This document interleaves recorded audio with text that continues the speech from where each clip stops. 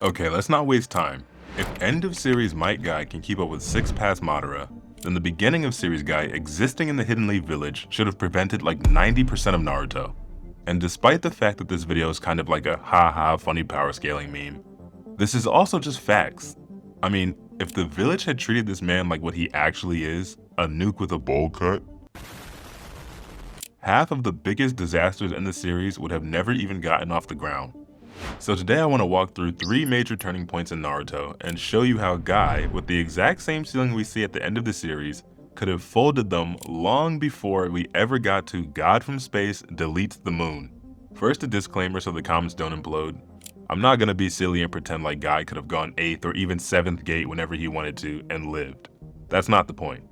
What I am saying is that if we accept the beginning of series Guy is not terribly different from end of series Guy, the same man who gave Jubi Madara the Frank Castle treatment, then we have some things to reassess. So for a couple of minutes, let's imagine that the Leaf Village wasn't allergic to using one of their best assets and think about how things could have gone differently. Let's go in chronological order. The first big oh shit moment in Naruto is the Konoha Crush. The Sand and Sound villages invade, Orochimaru stages a little bit of a coup, and Gaara loses his mind and fuses with Shikaku. World building wise, it does a lot. It shows that 1, Jinchuriki are dangerous, 2, it stresses the relationship between the Leaf and Sound village, and 3, it gives Naruto another moment to say believe it. But where is Guy? He's actually in the village, already fighting, but instead of looking for the big dogs, he's fighting fodder. Him and Kakashi put together a small task force comprised of Sakura, Shikamaru, and Naruto with the mission of going after Sasuke, because this random guy told Sasuke to go after Gaara.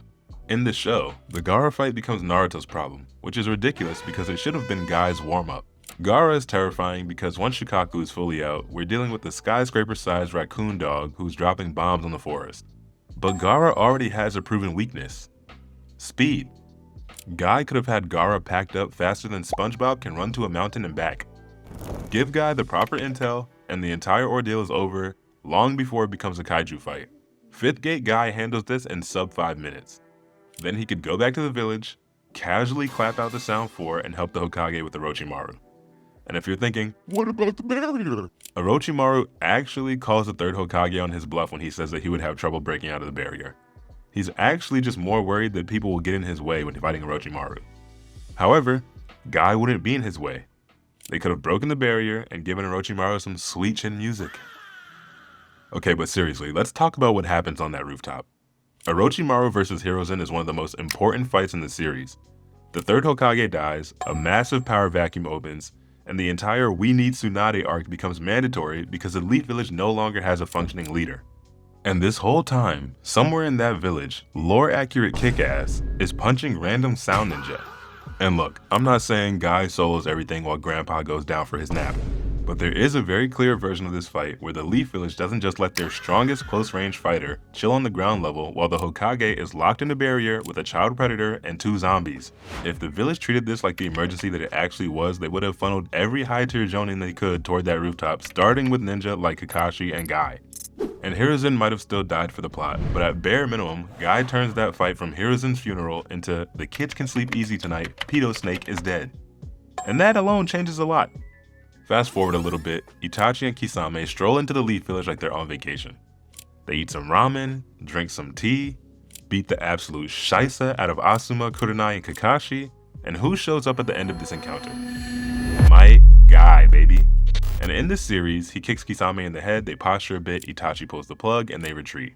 It's a cool scene, but it also gives you a glimpse into what could have happened. If you drop the limiter and let this man go even 6th gate the moment he sees 2 S-class intruders, Kisame might not make it out of this scrap alive. And yes, don't get me wrong, Kisame is still OP and he does have some hacks, but he has to physically swing at you. Upper gate's Guy just erases the distance, turns Kisame's ribs into dust, and leaves Itachi suddenly alone in enemy territory. And yes, Itachi is broken. Yes, Susanoo exists. Yes, Tsukuyomi is a problem, even though Guy has devised a way to fight against it. But the point is not that Guy definitely kills Itachi and Kisame on the spot.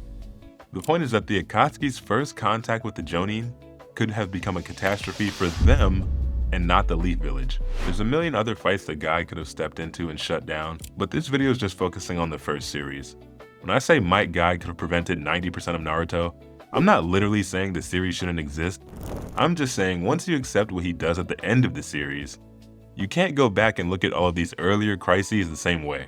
Gaara's rampage, Orochimaru's coup, the Akatsuki's first visit, and even some of the Shippuden encounters like Gaara's kidnapping or Pain's invasion, if Guy were present, would have gone a lot differently.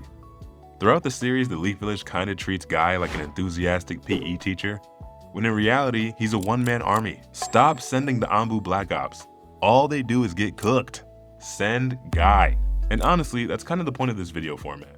Shonen series are full of characters and abilities that completely break the narrative if anyone in the universe used them with even a little bit of common sense. And Might Guy is just one of the funniest examples of that, because the show itself eventually admits how ridiculously broken he is. And if you disagree, tell me in the comments which major fights you think Guy couldn't have flipped. With all that said, like, comment, subscribe, do all that cool stuff. Thanks for watching, and I will see you all in the next one.